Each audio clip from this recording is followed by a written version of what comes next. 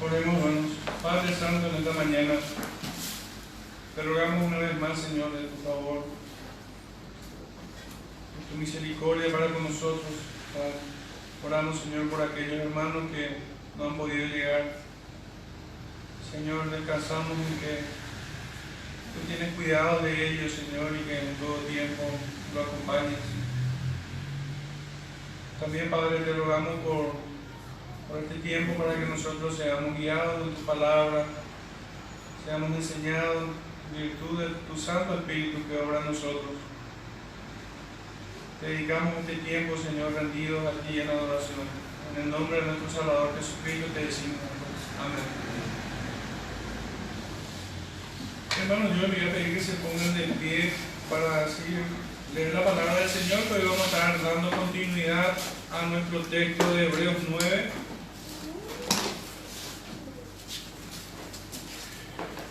Hebreos 9, verso 15 al 22. Dice así la palabra del Señor: así que por eso es mediador de un nuevo pacto, para que interviniendo muerte para la remisión de las transgresiones que había bajo el primer pacto, los llamados reciban la promesa de la herencia eterna. Porque donde hay testamento es necesario que intervenga muerte del testador, porque el testamento con la muerte se confirma, pues no es válido entre tanto que el testador vive, de donde ni aun el primer pacto fue instituido sin sangre, porque habiendo anunciado Moisés todos los mandamientos de la ley a todo el pueblo, tomó la sangre de los becerros y de los machos cabríos con agua, lana, escarlata e hisopo, y roció el mismo libro y también a todo el pueblo, diciendo: esta es la sangre del pacto que Dios ha mandado. Y además de esto roció también con la sangre del tabernáculo y todos los vasos del ministerio. Y casi todo es purificado según la ley, con sangre. Y sin derramamiento de sangre no se hace remisión. Pueden sentarse, hermanos, que el Señor bendiga su palabra en el corazón de cada uno de ustedes.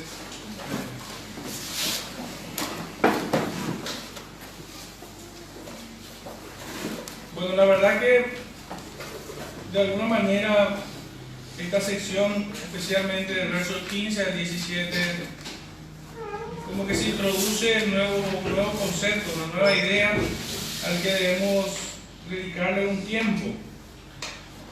Y lo primero que debemos hacer es una definición de esa palabra, conceptualizar, encontrar su significado, para así poder captar toda la idea que en ella se plasma. Es muy oportuno entonces poder hacer esto, conceptualizar algunos términos que tenemos particularmente entre los versículos 15 al 17. Y la primera palabra que debemos prestarle atención no es una palabra nueva, pero sí converge con todas las otras que están allí, es la de mediador. Y una forma correcta para entender esta palabra pudiéramos definirla como persona que interviene entre dos partes en discusión con vistas a su reconciliación o cese de hostilidades. Este concepto es utilizado en el ámbito civil, político y obviamente religioso. No solo en este tiempo, sino en el tiempo en el que fue escrito, en la sociedad de los griegos, en la sociedad y la cultura helenística. Entonces, cuando hablamos de mediador nos referimos a una persona que interviene como mediador, como alguien que procura la reconciliación o el cese de hostilidades entre ambas partes. La segunda palabra que encontramos, y esta también en el verso 15, es la palabra pacto, que tampoco es una palabra nueva, pero que debemos comprenderla en el contexto en el que encontramos estas otras palabras. Y esta palabra tiene una raíz hebrea que se conoce como verit. Verit es equivalente también en el griego a diateque, cuyos significados son la misma cosa, tanto en unos, de hecho que es un equivalente, digamos, en el idioma, del idioma griego diateque al idioma hebreo verit, y debe entenderse como una disposición legal o testamento. Disposición legal o testamento, donde se designa acuerdos, alianza, o más bien también un término bastante conocido por nosotros es el compromiso sancionado. Esto también puede ser entendido así: pacto, compromiso sancionado, pero en términos más genéricos es una disposición legal o testamento. La tercera palabra es remisión, también en el verso 15.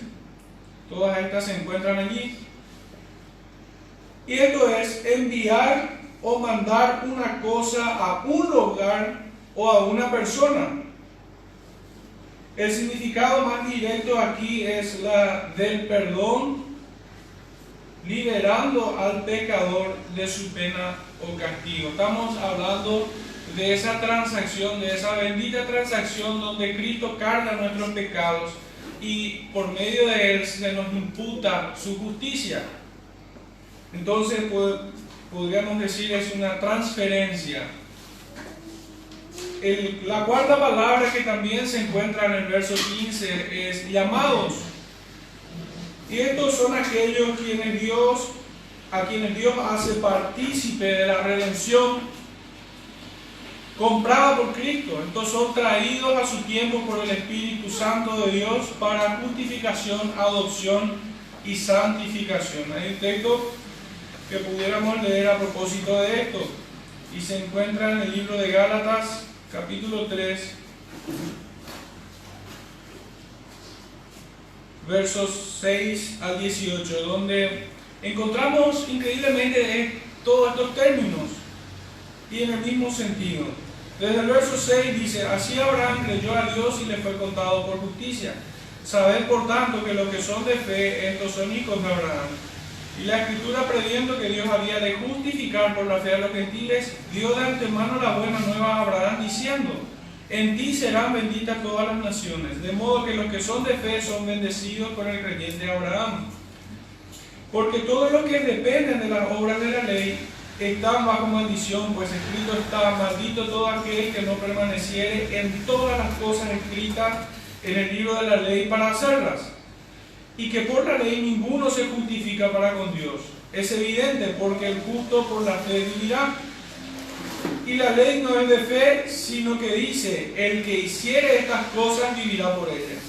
Cristo nos redimió, la primera palabra que aparece, nos redimió de la maldición de la ley, hecho por nosotros maldición, porque está escrito: maldito todo aquel que es colgado en el madero, para que en Cristo Jesús la bendición de Abraham alcanzase a los gentiles, a fin de que por la fe recibiésemos la promesa del Espíritu. Hermanos, hablo en términos humanos. Un pacto, todo lo que estábamos hablando, un pacto, aunque sea de hombre, una vez ratificado, nadie lo invalida ni le añade. Ahora bien, a Abraham fueron hechas las promesas de su simiente. No dice: y a la simiente, como si hablase de muchos, sino como de uno, y a tu simiente, la cual es Cristo. Esto pues digo: el pacto previamente ratificado por Dios para con Cristo, la ley que vino 430 años después no la abroga para invalidar la promesa. Porque si la herencia es por la ley, es otra palabra que vamos a estar estudiando también, la herencia ya no es por la promesa, pero Dios la concedió a Abraham mediante la promesa. En esto consiste entonces esto que vemos aquí, el pacto o testamento, términos intercambiables entre sí. Aquí, de hecho que fue escrito en el griego, pero encuentra su equivalente en el hebreo con la palabra veri. La quinta palabra que debemos prestar atención es testador, pero esta palabra se encuentra ya en el verso 16. Simple y llanamente es el que hace el testamento, o el que escribe, el que deja la herencia. Bueno, ahora sí podemos un poco abordar estos versículos. Y debo decir que por los términos que utiliza, por el concepto que desarrolla, es como que nos está presentando un marco legal de esto. Desde el versículo 15 al 17 particularmente, se introduce el mensaje o enseñanza en un contexto judicial, nos sitúa en un acto jurídico, por así decirlo. Aquí se habla de una herencia, de un testador y de los beneficiarios en este acto. Y todo esto es insertado dentro de su contexto puramente litúrgico, desde el verso 1 del capítulo 9, donde empezamos a estudiar sobre el tabernáculo y la ordenanza del culto, hasta el verso 14, y luego vuelve a retomar todo esto desde el verso 18. Entonces el contexto en el que está inserto este tema es dentro de un contexto litúrgico, pero del 15 al 17 nos habla más bien en un marco legal, vamos a decirlo así, ¿verdad? Como en un acto jurídico. Y su mensaje es profundamente espiritual. En primer lugar debemos referirnos al testador. ¿Quién es? ¿De quién se refiere? Y este es Dios mismo, que por su buena voluntad escogió desde toda la eternidad a algunos para vida eterna. Y es importante hacer esta puntualización porque Él no está obligado a heredarnos nada, Él no está obligado a hacer nada, Él lo hace por el puro afecto de su voluntad. Él lo hace, Él es el testador. Y un versículo para poder respaldar esto, en 2 de Tesalonicenses, pueden acompañarme ahí, capítulo 2, verso 13. Pero nosotros debemos dar siempre gracias a Dios respecto a vosotros, hermanos amados por el Señor, de que Dios os haya escogido desde el principio para salvación, mediante la santificación por el Espíritu y la fe en la verdad. Entonces, Dios de su propia voluntad, sin que ella esté condicionada por nada ni por nadie, Él decide hacer este acto. Él hizo un pacto de gracia, el testador refiriéndome, hizo un testamento, pacto de gracia mejor, más oportuno, para librarlo del estado de pecado y de condenación, para llevarlos al estado de salvación por obra de un Redentor, y este es Cristo. Entonces estamos también un poco describiendo de qué se trata este testamento, este pacto. De hecho, que Dios se da a conocer a través de este pacto. Dios muestra sus atributos, su soberanía, su amor, su misericordia, su justicia, su todo poder. Él muestra a través de este pacto, a través de este testamento. Entonces, necesariamente tenemos que hablar de qué consiste este pacto y de esta manera también conocer a Dios a través de ello. Un texto que quisiera leerles es el que se encuentra en Romanos 5, verso 21. Para que así como el pecado reinó para muerte, así también la gracia reine por la justicia para vida eterna mediante Jesucristo Señor nuestro. Él es el Redentor. ¿Quién es entonces el Redentor que ratifica, sella o confirma este pacto, este testamento? Es Cristo, nuestro Señor Jesucristo. Un versículo pertinente para ello es el que encontramos en 1 de Timoteo, capítulo 2, verso 5. Porque hay un solo Dios y un solo mediador entre Dios y los hombres, Jesucristo, hombre, quien siendo el Hijo eterno de Dios se hizo hombre.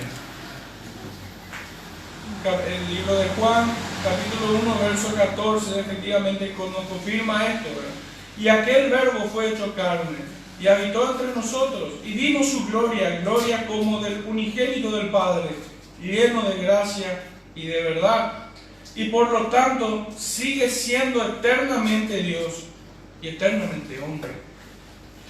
Esto es una sola persona con dos naturalezas, tema que ya nos hemos ocupado en otro tiempo sobre la unión hipostática de Cristo. Pero solo un versículo al respecto, y el que encontramos en Colosenses capítulo 2, verso 9. donde dice, porque en Él habita corporalmente toda la plenitud de la deidad. Entonces el testador es Dios mismo. Cristo es nuestro Redentor, quien confirma este pacto, quien sella. La segunda palabra que debemos prestar atención es herencia. Hemos hablado, estamos dentro de un marco legal. Hemos hablado del testador, ahora nos toca hablar de la herencia.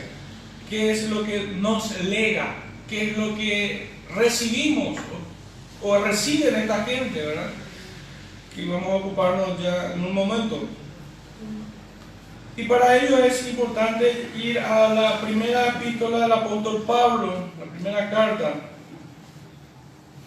Primera de Pedro, capítulo 1, versos 3 al 9. Esta herencia es incorruptible, incontaminada e inmarcesible, reservada en los cielos. En la palabra del apóstol dice, del verso 3 al 9, bendito el Dios y Padre de nuestro Señor Jesucristo, que según su grande misericordia nos hizo renacer para una esperanza viva, por la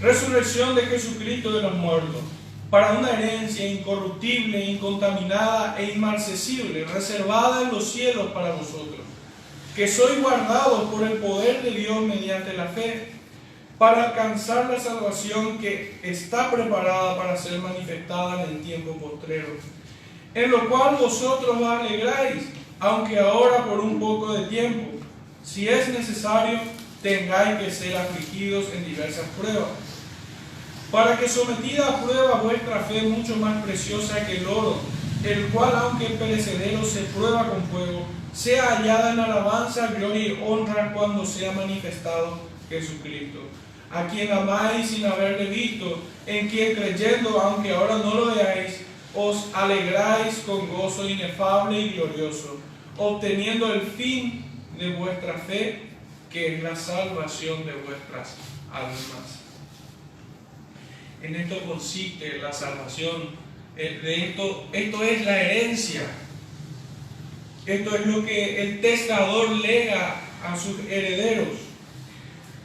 En consecuencia, la otra parte vienen a ser los llamados. Esto vemos nosotros siempre en el verso 15. El verso 15 dice en la última parte, los llamados reciban la promesa de la herencia eterna. Los llamados son aquellos que fueron apartados para la redención por Cristo, elegidos para esta salvación, son hechos participantes del llamado. Y el versículo pertinente para esto es el que encontramos de vuelta en el capítulo 1 del libro de Juan, verso 12. Mas a todos los que le recibieron, a los que creen en su nombre, les dio potestad de ser hechos hijos de Dios, por medio de su Santo Espíritu. Esto es lo que podemos ver en Tito, capítulo 3, versos 5 y 6.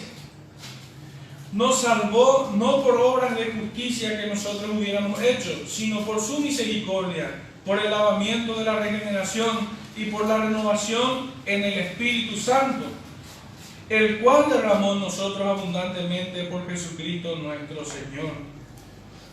De esta manera aplica la redención por medio de la fe, y es lo que vemos también en Efesios 2:8. Y por ellas nos une a Cristo, por medio de la fe. No debemos confundir la fe como el fin, sino como el medio. La fe es el medio, es el instrumento por el cual nos une a Cristo. Y el Espíritu Santo aplica la justificación al creyente y nos hace partícipes de esta herencia y todas las virtudes que ella conlleva, fruto de la justificación en el creyente.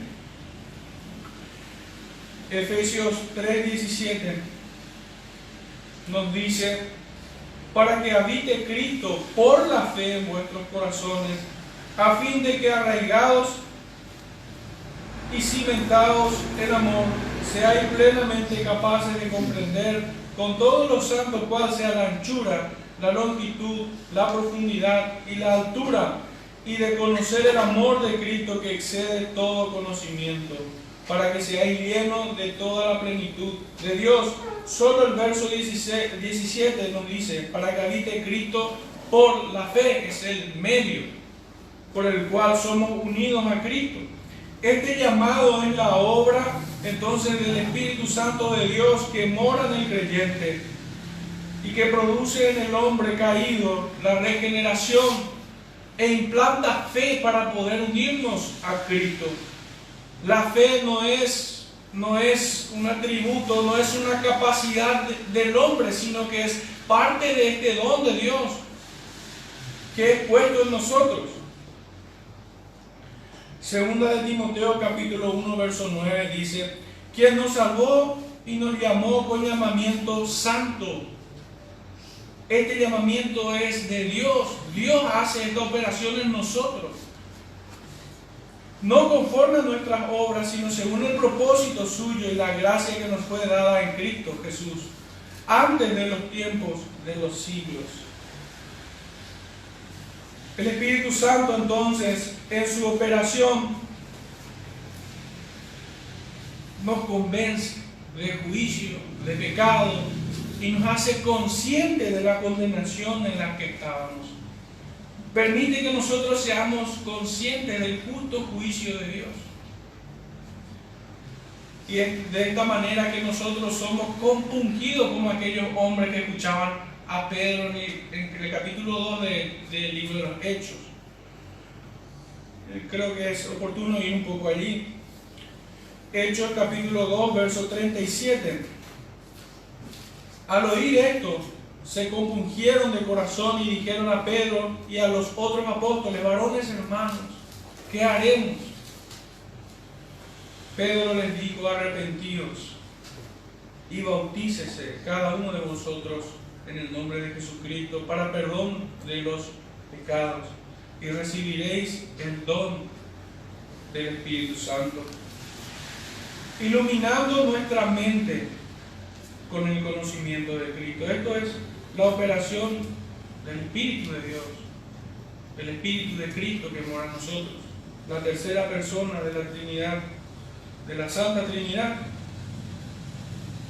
Una muestra de ello es la que vemos lo que ocurrió con el apóstol Pablo en el capítulo 26 del libro de los Hechos de vuelta, Hechos 26, verso 18, para que abra sus ojos, para que se conviertan de las tinieblas a la luz y de la potestad de Satanás a Dios, para que reciban por la fe que es en mí perdón de pecados y herencia entre los santificados.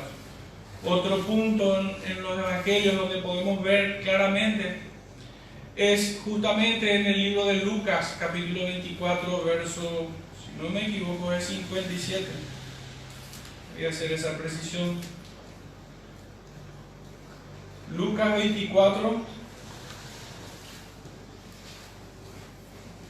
verso 45. Entonces les abrió el entendimiento para que comprendiesen las Escrituras. Es la obra del Santo Espíritu de Dios. No solo nos permite ver nuestra condición de pecadores en su estado de condenación, no solo nos hace ver a Cristo como nuestra única oportunidad de escapar de esa condenación y ser limpios delante de Dios, sino que también renueva nuestra voluntad. Y allí tienen mucho que decirnos los profetas del Antiguo Testamento. Vamos a recurrir a uno solo de ellos, al profeta Ezequiel, capítulo 36.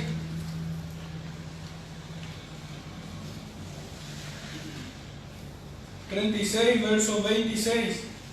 Os daré corazón nuevo y pondré espíritu nuevo dentro de vosotros y quitaré de vuestra carne el corazón de piedra y os daré un corazón de carne. En el mismo sentido también el profeta Jeremías en su capítulo 32 nos presenta la misma enseñanza y así nos persuade y capacita para aceptar a Jesucristo. De esta manera podemos leer con mucha claridad lo que en el Evangelio de Juan dice en el capítulo 6, versos 44 y 45. Ninguno puede venir a mí si el Padre que me envió no le trajere, y yo le resucitaré en el día postrero. Escrito está en los profetas, y serán todos enseñados por Dios. Así que todo aquel que oyó al Padre y aprendió de él, viene a mí. Es en la salvación donde el creyente puede ver el mayor milagro delante de sus ojos. Es en la regeneración y en la conversión de su alma. Es en esta transformación en donde podemos encontrar el mayor milagro que aún Dios sigue haciendo y sigue obrando en medio nuestro. También en la santificación, porque el Señor nos sigue venciendo en muchas áreas de nuestras vidas. ¿Quién pudiera decir que está a la altura de la plenitud de Cristo? Ni el apóstol Pablo se atrevió a decir tal cosa. Ninguno de ellos, ninguno de los apóstoles.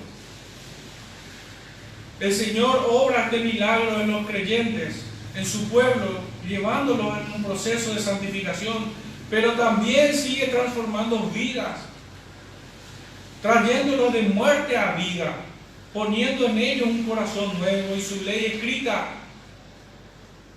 en sus corazones para que nunca más se aparten de él.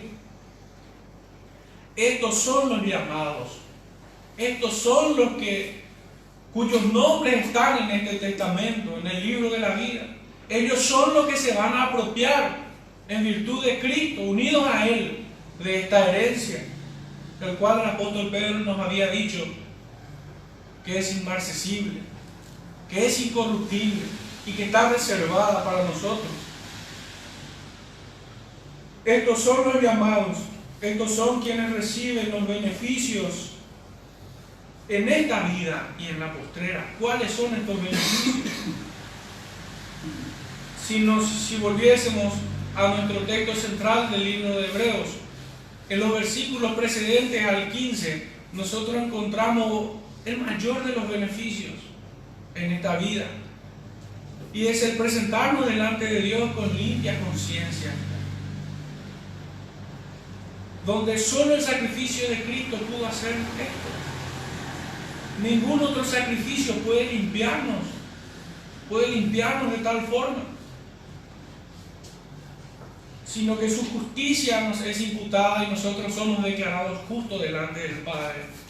En esta confianza podemos acercarnos a Él, tal cual lo dice un capítulo más adelante, en el capítulo 10, verso 19 en adelante, que podemos acercarnos a Él confiadamente. Fue su sangre la que obró este milagro de la justificación. Este beneficio lo experimentamos aquí. El libro de Romanos, una vez más con el apóstol Pablo, Romanos capítulo 8, versículo 30, nos dice así: y a los que predestinó, a ellos también llamó, y a los que llamó, a estos también justificó. Los que son llamados son justificados. Los sábados veníamos estudiando que tanto el llamamiento como la justificación son como dos eslabones entrelazados. Son como dos eslabones que están uno dentro del otro y que no se pueden disociar, que no se pueden quebrar. Es una cadena que nunca se va a soltar. Quienes son llamados reciben este bien aquí de la justificación. También son adoptados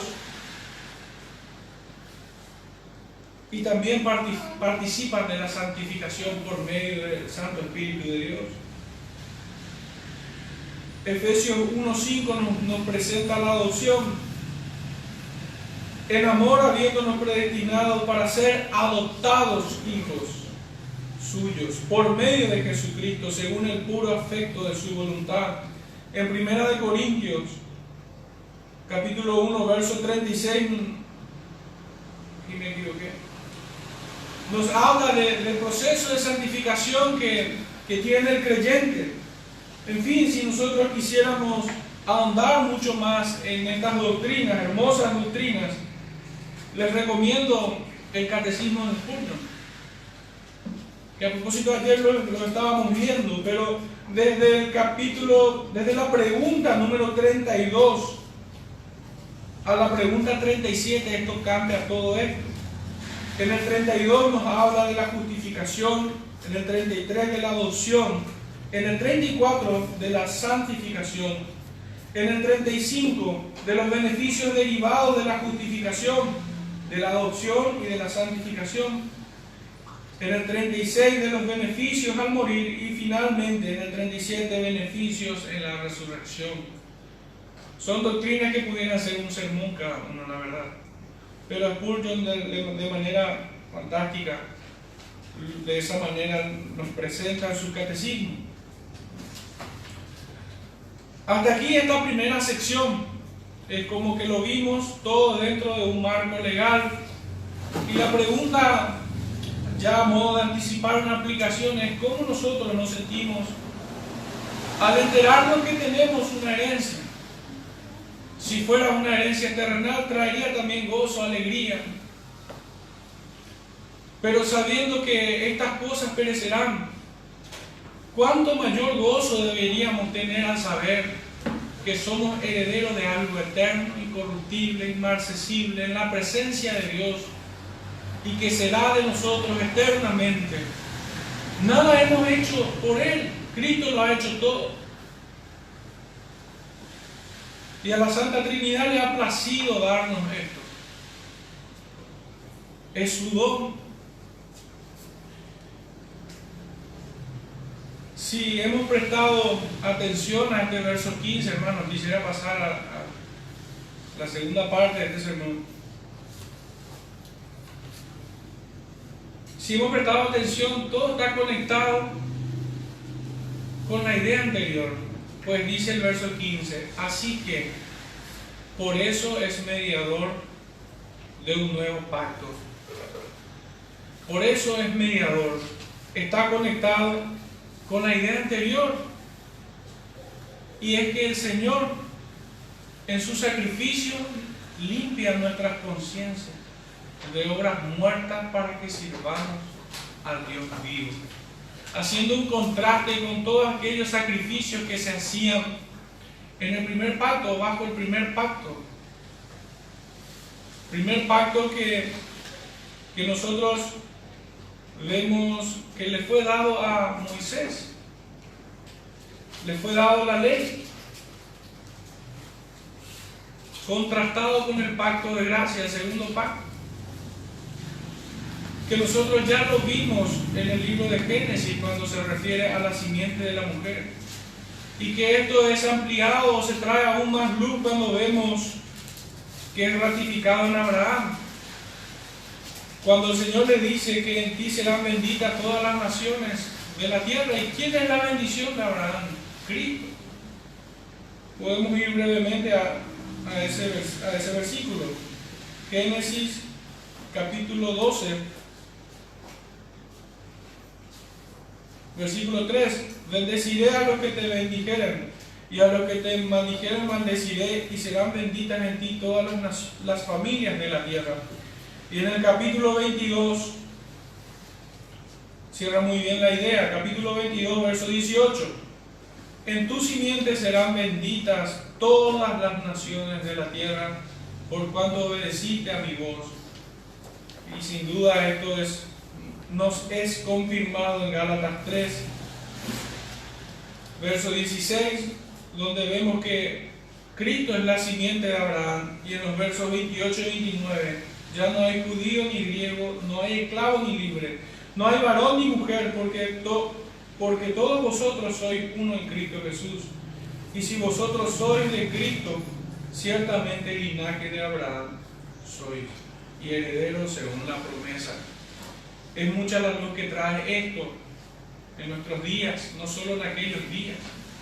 En aquellos días de Cristo sobre la tierra, muchos decían o se atribuían ser herederos del linaje de Abraham. Pero fíjense lo que dice: si vosotros sois de Cristo, esta es la condición para que ciertamente el linaje de Abraham sois. ¿Cómo aquellos judíos pudieran atribuirse ser linaje de Abraham cuando no eran de Cristo? La condición para ser linaje de Abraham, el padre de la fe, es ser de Cristo, es ser unido a Cristo.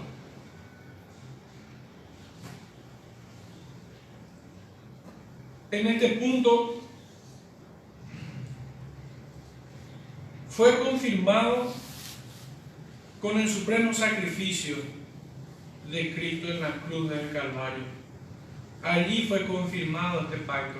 Allí nosotros podemos estar confiados.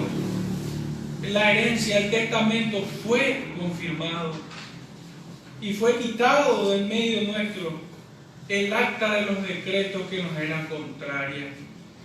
Toda la ley que nos hacía culpables y que nos imposibilitaba que nosotros fuésemos herederos o beneficiarios de este testamento, Cristo los destruyó.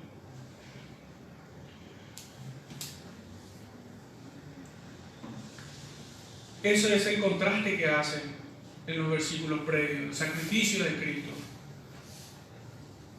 la confirmación del nuevo pacto, y también al mismo tiempo el haber sacado de su vigencia el primer pacto, el nuevo pacto. Ya no hay más sacrificio, ya no hay más sacrificio que hacer. Cristo lo presentó una vez y para siempre. Bajo el primer pacto, estos sacrificios solamente tenían una aplicación externa a aquellos, solamente la carne, lo externo era purificado de alguna manera. Pero su mayor aprovechamiento es que todas estas cosas eran símbolos, o mejor dicho, eran como la brújula que apuntaba a Cristo. Todos aquellos sacrificios, después de que esos hombres ofreciesen, después de que ese pueblo ofreciera sacrificio y no alcanzar la limpieza de su conciencia, debía apuntar a Cristo, debían de alguna manera hacer la misma pregunta que hacían estos judíos o estos hombres en Hechos 2 a Pedro: ¿qué debemos hacer? ¿Qué debemos hacer? Y los sacerdotes debían haberles dicho: arrepentidos, arrepiéntanse y esperen en aquel que ha de venir. Esto no es una locura, pues el rey David lo hizo. El rey David en Hechos de los Apóstoles, versos 25 al 28. Porque David dice de él: veía al Señor siempre delante de mí, porque está a mi diestra, no seré conmovido. Por lo cual mi corazón se alegró y se gozó mi lengua, y aún mi carne descansará en esperanza. Porque no dejarás mi alma en el Hades, ni permitirás que tu santo vea corrupción. Me hiciste conocer los caminos de la vida, me llenarás de gozo con tu presencia. Fíjense que el rey David no ponía su confianza en la mediación de sacerdotes imperfectos, tampoco en la sangre de aquellos becerros, ni toros, ni machos cabríos. Su confianza estaba en aquel que veía, en aquel que le fue revelado, pues él fue profeta. Su confianza estaba en él. El tabernáculo y todas las ordenanzas del culto solamente tenían una aplicación externa. Y estos hombres debían haber mirado más adelante. Debían haber esperado a aquel cordero que quita el pecado del mundo. Aquel sacrificio único con el cual santificó a los santificados y por el cual también nos justificó, nos presenta justo delante de Dios. Es lo que leemos, o lo que sigue también en el mismo sentido. Desde el verso 18 al 22 podemos hacer una breve lectura. De donde ni aún en el primer pacto fue instituido sin sangre, porque habiendo anunciado Moisés todos los mandamientos de la ley a todo el pueblo, tomó la sangre de los becerros y de los machos cabríos con agua, lana, escarlata e hisopo, y roció el mismo libro y también a todo el pueblo, diciendo: esta es la sangre del pacto que Dios ha mandado. Y además de esto, roció también con la sangre el tabernáculo y todos los vasos del ministerio. Y casi todo es purificado según la ley con sangre. Y sin derramamiento de sangre no se hace remisión. Sin derramamiento de sangre no hay remisión de pecado. Es el primer beneficio que nosotros encontramos en el verso 15. Siendo Cristo el mediador del nuevo pacto, para que interviniendo muerte para la remisión de las transgresiones que había bajo el primer pacto, los llamados reciban la promesa de la herencia eterna. Es esta la misma enseñanza de nuestro Salvador. Cuando en la última cena, Mateo 26, si quieren acompañarme, versículos 27 y 28, Él lo dice claramente. Mateo 26, versículos 27 y 28. Y tomando la copa y habiendo dado gracias, les dio, diciendo: bebed de ella todos, porque esto es mi sangre del nuevo pacto, que por muchos es derramada para remisión de pecados. Es esta la ratificación o la confirmación del pacto. Él estaba a punto de ofrecer su cuerpo para ser partido por nosotros y su sangre derramada para confirmación del testamento. Es en este sacrificio en el que nuestras conciencias son limpiadas. En su muerte somos justificados y obtenemos el perdón de Dios por nuestros pecados. Cosa imposible en el antiguo pacto, con la sangre de machos cabríos, de toros y de becerras. Si bien todo aquello tendría un alcance externo, su mayor aprovechamiento consiste en señalar a aquel que es capaz de limpiar sus conciencias, aquel Cordero de Dios que quita el pecado del mundo. Entonces vemos nosotros este pacto de gracia como una herencia a los que son llamados.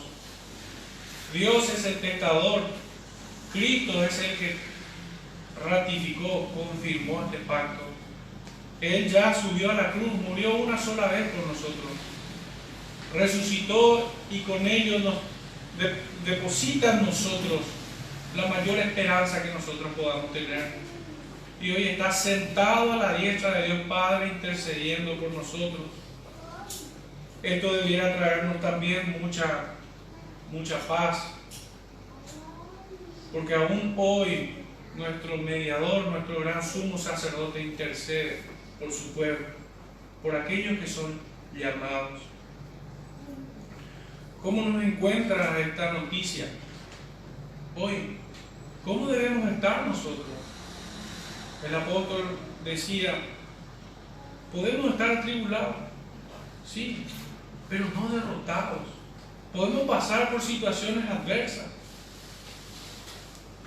pero no podemos desfallecer en ellas. Nosotros esperamos un bien aún mayor que todo lo que podamos perder en esta tierra.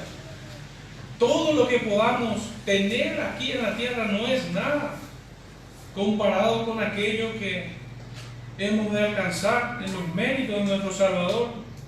¿Cómo nos encuentra esto? ¿Cómo afecta a nuestras emociones saber que no siendo dignos de ser incluidos en este testamento, el Señor por el puro afecto de su voluntad lo ha hecho?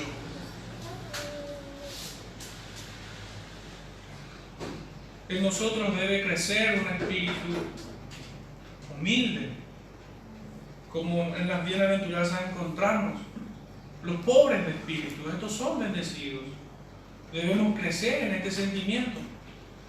Debemos ser profusos en humillarnos delante de Dios, darle gracias siempre, porque no debíamos estar, no merecíamos estar, no merecíamos que Cristo haya padecido por nosotros. Cuando una persona sufre por nosotros en lugar nuestro, ¿qué sentimiento viene? No sería capaz siquiera yo de alzar la cabeza para mirarle a esa persona que se sacrifica por mí. No solo producirá en mí respeto o admiración, sino que también humillación delante de Él. Es así como nosotros debemos presentarnos delante de Él, Quisiera leer 3 versículos para ir cerrando. El primero de ellos está en Efesios capítulo 2, versos 14 y 15. Porque Él es nuestra paz, que de ambos pueblos hizo uno, derribando la pared intermedia de separación, aboliendo en su carne las enemistades, la ley de los mandamientos expresados en ordenanzas, para crear en sí mismo de los dos un solo y nuevo hombre, haciendo la paz. Recordemos cuál era el significado del mediador. Fue Cristo este mediador. Él sigue siendo. Él es el que nos reconcilió con nuestro Dios y nos acercó a Él en paz. El otro texto se encuentra en el libro de Colosenses, capítulo 1, versos 20 y 23, 20 al 23. Y por medio de Él reconciliar consigo todas las cosas, así las que están en la tierra como las que están en los cielos, haciendo la paz mediante la sangre de su cruz. Y a vosotros también, que erais en otro tiempo extraños y enemigos en vuestra mente, haciendo malas obras, ahora os ha reconciliado en su cuerpo de carne, por medio de la muerte, para presentaros santos y sin mancha e irreprensibles delante de Él. Si en verdad permanecéis fundados y firmes en la fe, y sin moveros de la esperanza del Evangelio que habéis oído, el cual se predica en toda la creación que está debajo del cielo, del cual yo, Pablo, fui hecho ministro. El último texto, 2 capítulos más adelante, el 3, versos 5 al 13. Ya como una última aplicación a esto.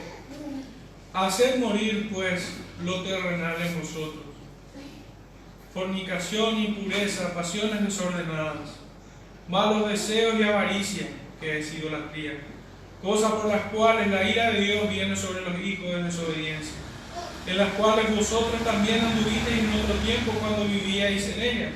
Pero ahora dejad también vosotros todas estas cosas, esto particularmente como aplicación: ira, enojo, malicia, blasfemia, palabras deshonestas de vuestra boca. No mintáis los unos a los otros, habiendo despojado del viejo hombre con sus hechos, y revestidos del nuevo, el cual, conforme a la imagen del que los creó, se va renovando hasta el conocimiento pleno. Donde no hay griego ni judío, circuncisión ni incircuncisión, bárbaro ni escita, siervo ni libre, sino que Cristo es el todo en todos. Vestidos pues como escogidos de Dios, santos y amados, de entrañable misericordia, de benignidad, de humildad, de mansedumbre, de paciencia, soportándonos unos a otros y perdonándonos unos a otros si alguno tuviera quejas contra otros. De la manera que Cristo os perdonó, así también hacedlo vosotros. Oremos, hermanos. Padre Santo, en esta mañana te volvemos a rogar que nos venza, Señor, cada día. Ayúdanos, Señor, a caminar sobre esta tierra en santificación. Guía, Señor, nuestro entendimiento, nuestra mente. Gobierna, Señor, en nuestros corazones. Y te rogamos, Padre, que pudieras coartar todo impulso que no te glorifique. Toda idea que se geste en nuestras cabezas, Señor, sea aplacada. Que ellas no salgan, que no prosperen, Señor, en nuestras vidas. Ayúdanos, Padre, porque separados de ti nada podremos hacer. En nuestras propias fuerzas, Señor, seremos vencidos, pero, Señor, en tus fuerzas, en la operación de tu Santo Espíritu en nosotros caminamos seguros y confiados. Padre, ayúdanos a mirar constantemente esta herencia a la cual fuimos adheridos, Señor, en Cristo. Ayúdanos a mirar, Señor, tu multiforme gracia. Ayúdanos, Señor, a considerar cada día